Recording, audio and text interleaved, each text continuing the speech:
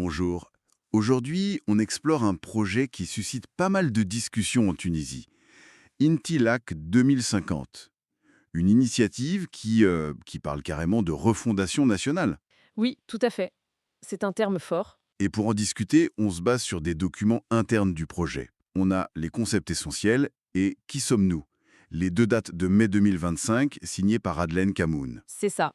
Notre but, c'est de comprendre leur logique. Quel diagnostic ils posent, quelle vision pour 2050 et surtout comment ils comptent y arriver. Avec un chiffre qui marque d'emblée quand même, l'objectif d'atteindre le niveau de vie actuel du Portugal d'ici 2050. Absolument. Un PIB cible de 285 milliards d'euros. C'est très ambitieux. Surtout quand on regarde leur point de départ, le diagnostic. Justement, ce diagnostic est assez radical. Intilac part de l'idée d'une crise politique centrale. Une crise mère, en quelque sorte. Qui en entraînerait d'autres? Exactement. 8 autres crises interdépendantes, institutionnelles, identitaires, économiques, sociales, sanitaires, même sécuritaires, judiciaires, écologiques, la totale, quoi. Et donc pour eux, le système actuel, il est irréformable. C'est l'idée. À bout de souffle. Incapables de se réformer de l'intérieur. Ils vont même plus loin. Ah oui, Ils utilisent la théorie de l'effondrement de Dimitri Orlov, l'idée que les nations peuvent s'effondrer par étapes.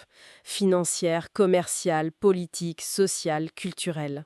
et ils appliquent ça à la Tunisie. Oui, à la Tunisie post-révolution.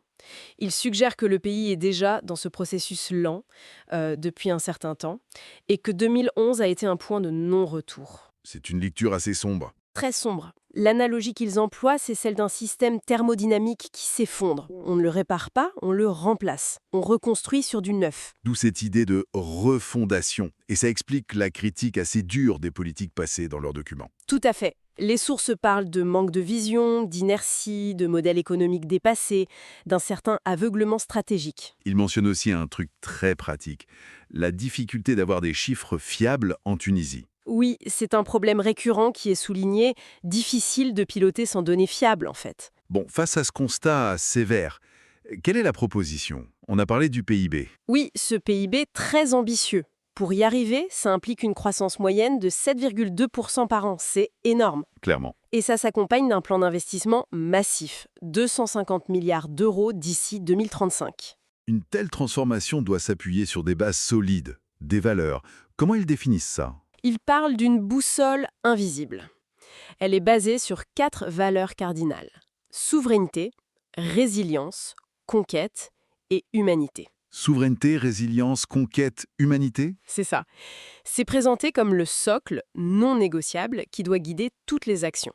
Ils insistent beaucoup sur le rejet des compromis façades. Et ces valeurs, elles se déclinent en actions concrètes. Oui, elles structurent 4 grands axes de transformation, en gros.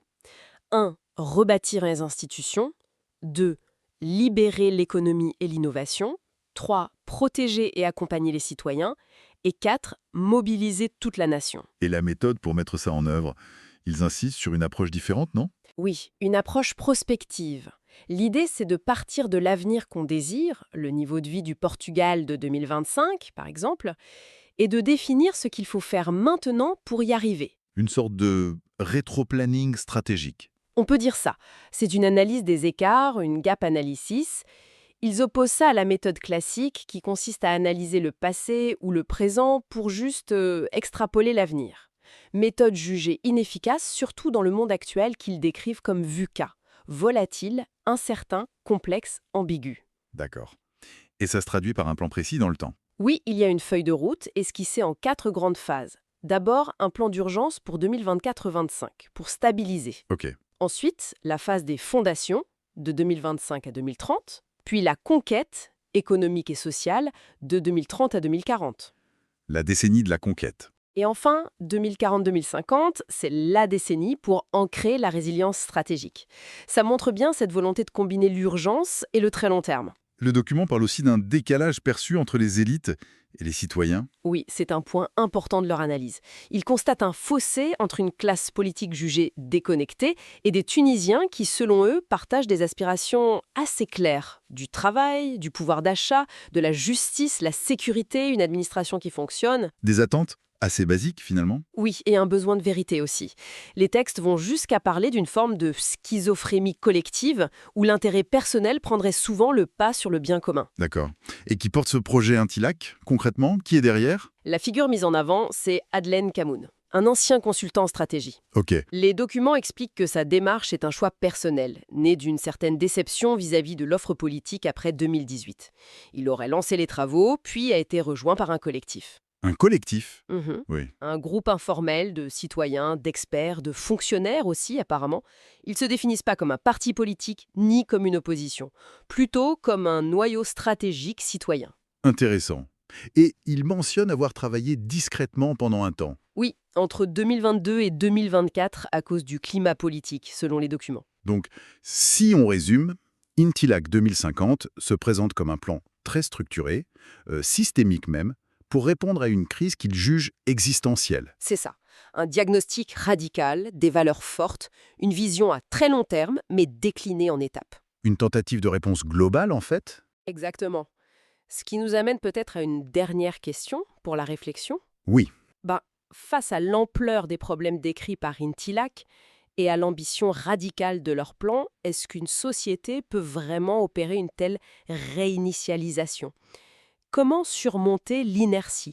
Et surtout, comment concilier cette vision pour 2050 avec les besoins immédiats, criants des gens au quotidien? C'est une vraie question.